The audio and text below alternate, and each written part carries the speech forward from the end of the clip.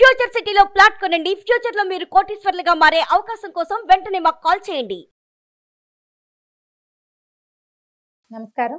కార్తీక పురాణం 20వ రోజు పారాయణలోకి వచ్చాం. ఈరోజు కార్తీక సోమవారం. అయితే సోమవారం నాడు పగలు ఉపవసించి సాయంకాలం దీపారాధన చేసుకుని దేవాలయ దర్శనం ఏదైనా చేసుకుని అవకాశం ఉంటే సాయంకాలమే ప్రదోష కాలంలో ఇంట్లోనో దేవాలయంలోనో రుద్రాభిషేకాన్ని జరిపించి ఉపవాస విరమణ చేయవచ్చు.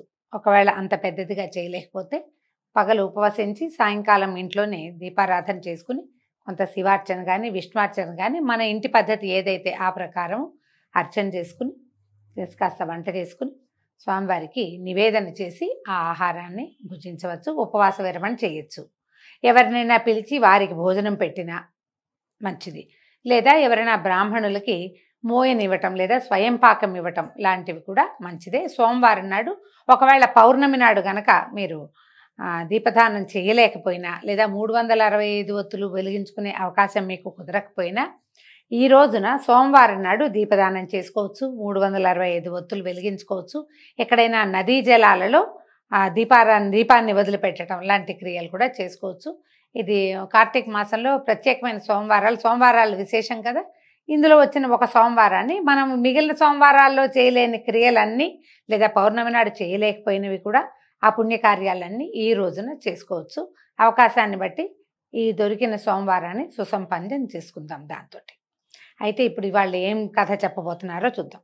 జనక మహారాజు అడుగుతున్నారు, మునీంద్ర, సర్వపాపాలని నశింపచేసేది సౌభాగ్యప్రదము అయినటువంటి కార్తీక మహాత్మ్యాన్ని ఇంకా విన్న కొద్దీ వినాలనుంది, ఇంకేదైనా విశేషం చెప్పమని అడిగారు. అడిగితే వశిష్ఠ మహాముని ఇలా చెప్తున్నారు, వినుము ఓ రాజా, ఇది విను. కార్తీక మహాత్మ్యాన్ని గురించి అగస్త్య మహామునికి అత్రి మహామునికి జరిగిన సంవాదం ఒకటి కలదు. అంటే సంవాదం అంటే పోట్లాట అనుకోకూడదని.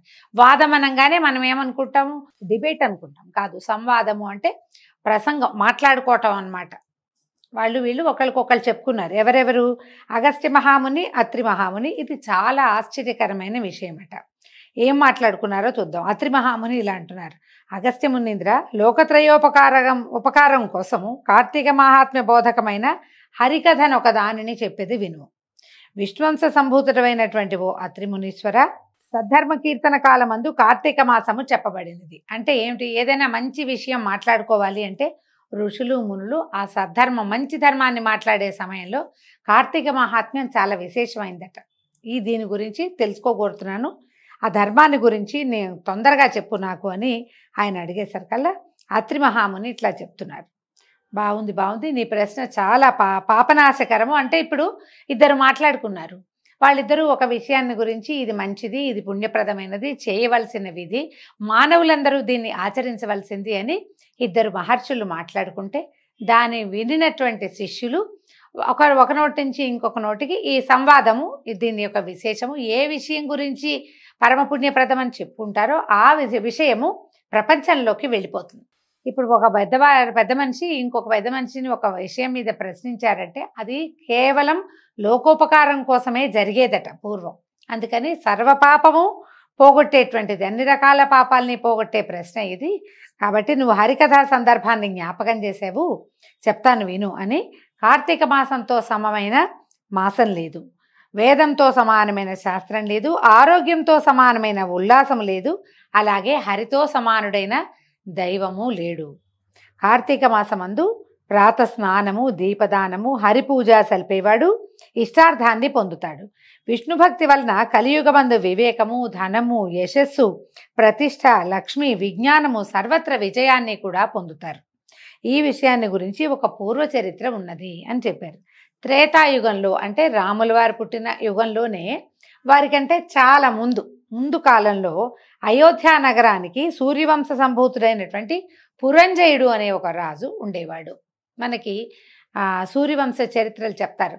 వంశ చరిత్ర ఎట్లా చెప్తారంటే వంశస్థులు అయిన రాజుల గురించి చెప్తారు. రాముల వారి వివాహం అప్పుడు శ్రీరామ పట్టాభిషేకాలు అవి జరుపుతాము.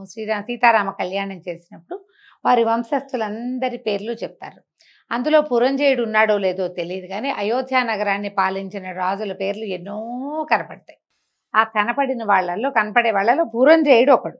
ఈయన మొదట ధర్మాత్ముడుగానే ఉండేవాడు. రాజ్యానికి వచ్చిన కొత్తల్లో తండ్రి గారు విధించిన విధానాల ప్రకారమే రాజ్యాన్ని చేసేవాడు.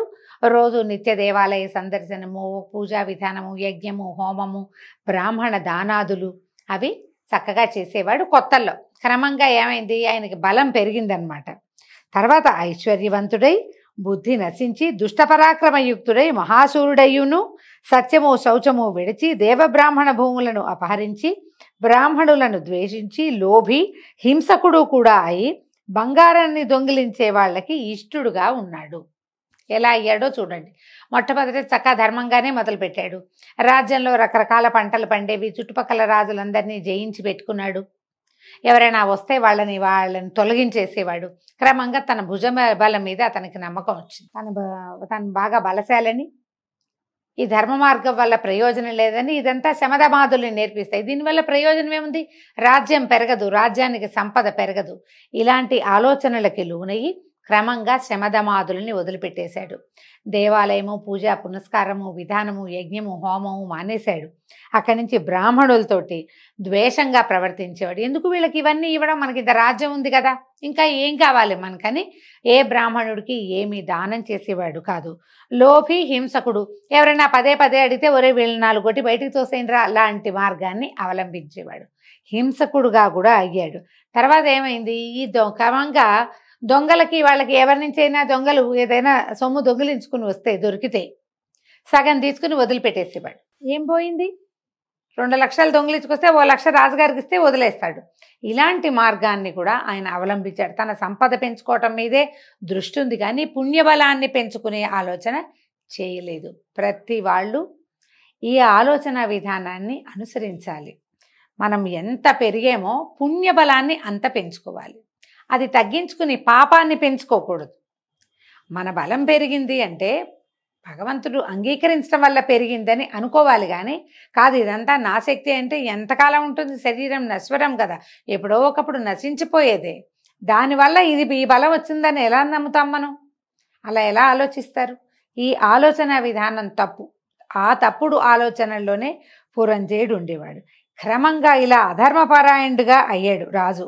అతని సామంతరాజులైనటువంటి కాంభోజ కురురాజాదులు అనేక మంది సింహబలులైన వాళ్ళు కూడి గుర్రాలు, ఏనుగులు, రథములు, కాల్బంటలు అను 4 రకాల సేనలతోటి వచ్చి అయోధ్య పట్టణానికి చుట్టూ చెరుకు పానకానికి తేనెటీగల్లాగా చుట్టుకున్నారట. ఇతను ఎలాగూ అధర్మపరుడు, రాజ్యంలో ప్రజలంతా ఇతను ప్రజాకంటకుడుగా ఉన్నాడు, ఎవరు ఇతనికి సహాయం చేయరు.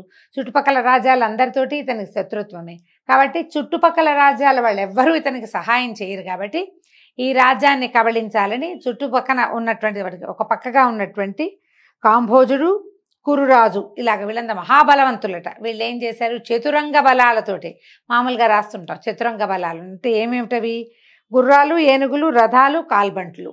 4 రకాల కాల్బంట్లు అంటే నడుస్తూ యుద్ధం చేసేవాళ్ళు, నడిచి వచ్చేవాళ్ళు అనమాట. వాళ్ళకి ఇవి ఉండవు, వాహనాలు లేకుండా ఉండేవాళ్ళు. వీటితోటి చెరుకు పానకం చుట్టూ తేనెటీగల్లాగా చుట్టేశారట.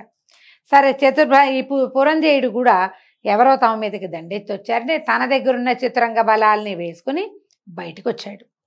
పట్టణంలోంచి బయట వాళ్ళు లోపలికి ప్రవేశించలేరు. ఈ అయోధ్య పట్టణము దుర్భేద్యమైనది, మనకి రామాయణంలో కూడా కనపడుతుంది. ఎవ్వరూ దాన్ని జయించలేరు. దాని లోపలికి వెళ్ళటం ఎవరి వల్ల కాదు. అన్ని పక్కల చేరుంటే సైన్యం చేరుందని లోపల నుంచి రాజులు బయటికి రావాల్సిందే. అయోధ్యలోకి ఏ పరరాజులు ప్రవేశించలేనంత కట్టుదిట్టమైన రాజ్యం అన్నమాట అది.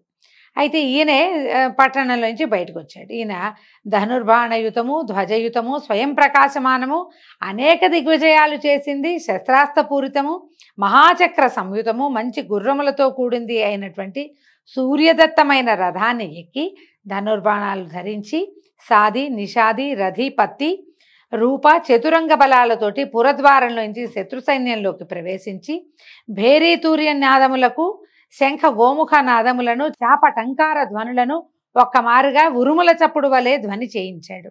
ఎన్ని రకాల మోతలు మోగించాట. ఆయనకి తనకున్నటువంటి ఈ చతురంగ బలాలే కాకుండా ఇంకా చిన్న చిన్న సమూహాల్లాగా ఉన్నాయి. మొత్తం సమూహాన్నంతా వేసుకుని బయటకు వచ్చేసాడు. వచ్చేసి ఏం చేశాడు, భేరీ తూర్య నినాదాలు అయ్యి ఇలా ఉంటుంది చూడండి, అర్ధచంద్రాకారం కాదు, ముప్పావు చంద్రాకారంగా ఉంటుంది, హాఫ్ స్పైరల్ లాగా. దాన్ని ఊతి పీ పీ పీ అని ఒక చిత్రమైన సౌండ్ వస్తుంది. అదేంటంటే ప్రమాదానికి సంకేతం. అక్కడి నుంచి ఏం చేయాలి, అవేమో తూర్యాలు అంటారు. భేరి అంటే ఇలా కొట్టేది, మన డోల్ లాంటిది పెద్ద సైజు. యుద్ధ భేరులు వేరేగా ఉంటాయి అవి. ఆ తర్వాత శంఖము గోముఖము ఇలా ఊదేవి, ఆ ఊదేవి. ఆ తర్వాత చాపము టంకారము, బాణాలని ఇట్లా ఇట్లా గాల్లో ధనుస్సుల్ని లా ఇచ్చేస్తే సక్ సక్ సక్ అని శబ్దం వస్తుంది. మనం పేంబెత్తాలు తర్వాత చింతబరికెలు గాల్లో కదిపితే ఎలాంటి శబ్దం వస్తుందో అలాంటి శబ్దంతో పాటు టంకారం అంట. ఈ టంకారం అంటే ఏంటంటే ధనుస్సుకి అల్లెత్రాడు కట్టి ఉంటుంది, తాడు బిగించిన తర్వాత లాగితే అదొక విచిత్రమైన శబ్దం వస్తుంది, ధనుష్టంకారము అంటారు. మనం చాలా ఈ రామాయణ భారతాల్లో ఈ పేర్లు ఈ పదాలు వింటూ ఉంటాం. ఆ టంకార ధ్వనులతో ఉరుముల చప్పుడులాగా పెద్ద శబ్దం చేయించాడు. అంటే మీకెవరికి నేను తీసుకోలేదు, నేనేమీ తక్కువ కాదు, నా దగ్గర చతురంగ బలాలు ఉన్నాయి, ఇలాంటివి బోల్డ్ ఉన్నాయి నాకని చెప్పి ఆయన పట్టణంలోంచి యుద్ధానికి బయటకు వచ్చాడు. సాధారణంగా యుద్ధాలు చేసేటప్పుడు ఏంటంటే ముందు ఖచ్చితంగా రణచండికని పూజించాలి, పూజ చేయాలి. ఏదైనా యుద్ధానికి బయలుదేరేటప్పుడు సమయాలు చూసుకోవాలి. మనం కూడా చూడండి, ఏదైనా ముఖ్యమైన పని మీద వెళ్తున్నాం, ఏ పెళ్లి సంబంధానికో వెళ్తాం, ఏ ఉద్యోగ ప్రయత్నమో వ్యాపార ప్రయత్నమో, కొత్తగా అకౌంట్ ఓపెన్ చేయడానికి వెళ్తాం, లేదా ఇప్పుడు రాజకీయ నాయకులు ఇప్పుడు వేస్తారు కదా నామినేషన్లు వేసేటప్పుడు కూడా సమయాలు చూసుకోవద్దు. మన జీవితానికి ఇదే ముఖ్యం అనుకున్నప్పుడు సమయం చూసుకోవాలి. ఒకటి సమయం చూసుకోవాలి. ఏదైనా దేవతా పూజ విధానం ఏదైనా చేసి ఓ అభిషేకమో ఓ పూజ ఓ పునస్కారమో ఓ దేవాలయ దర్శనమో ఏదైనా చేయాలి. ఏమీ చెప్పలేదు చూడండి, వాళ్ళు ఎవరో వచ్చారనగానే అందరినీ పట్టండి రా పదండి అనేసి మొత్తం జనమంతా బయటకు వచ్చేసారు. కానీ ఈయన పూజ చేసినట్టుగా ఎక్కడా చెప్పబడలే, ఏమీ చేయలే. రణచండికని పూజించకుండా అసలు యుద్ధంలోకి ప్రవేశించరు. ఈ ముందు వచ్చినటువంటి కాంభోజ కురురాజాదులు అవన్నీ చేసుకుని వచ్చారు, వాళ్ళ ఇంటి దగ్గర వాళ్ళు చేసుకునే వచ్చారు. ఈ పట్టణంలో నుంచి బయటకు వచ్చేవాడు 4 చూసుకుని అన్ని దేవాలయాల్లో పూజలు చేయించి తన పేరుతో అర్చనలు చేయించుకుని భగవంతుని పూజించి రావాల్సినటువంటి పురంజయుడు తన భుజబలం మీద అపారమైన విశ్వాసం కలిగిన వాడై భగవంతుణ్ణి తోసి రాజని అసలు వేద మార్గాన్ని అవలంబించకుండా జనాల్ని వేసుకుని పట్టణంలో నుంచి బయటకు వచ్చాడు. ఈ పురాణాలు మనకి ప్రత్యేకంగా చెప్పే సంగతులు ఇవేనండి. ఏదైనా ముఖ్యమైన పని ఇదే మన జీవితం అని అనుకున్నప్పుడు దాన్ని శ్రద్ధతోటి చేయాలి. మనకి ఒక విధానం ఉంది, ప్రత్యేకమైన సమయాలు, ఏ సమయంలో వెళ్ళాలి, సమయంలో వెళ్ళకూడదు. ఈ వారం మంచిది, ఈ వర్జ్యం పనికిరాదు. ఈ వర్జ్యం అంటే అసలు వదిలేయవలసిన సమయం. ఆ తర్వాత హోరాకాలాదులు చూసుకోవటం, రాహుకాలమా దుర్ముహూర్తమా చూసుకుని బయలుదేరాలి. చూడకపోతే సావు తప్పి కన్నులెట్టబోయింది పురంజయుడికి. మనకేమో పని అవ్వదు, ఏ పని మీద వెళ్తున్నామో అది సక్సెస్ కావాలి కదా, అది కాదు. కాబట్టి ఇలా ఎక్కడికైనా వెళ్ళేటప్పుడు ఆ జాగ్రత్తలన్నీ వహించాలి. ఏ జాగ్రత్తలు వహించనిటువంటి ఈ పురంజయుడు యుద్ధరంగంలో అడుగుపెట్టాడు చతురంగ బలాలతోటి. అతని బలాలు ఏమయ్యాయి, యుద్ధంలో విజయం సాధించాడా, భగవంతుడు అతనికి బాసటగా నిలిచాడో లేదో రేపు ఉదయం పారాయణలో తెలుసుకుందాం. అంతవరకు సెలవండి. నమస్కారం.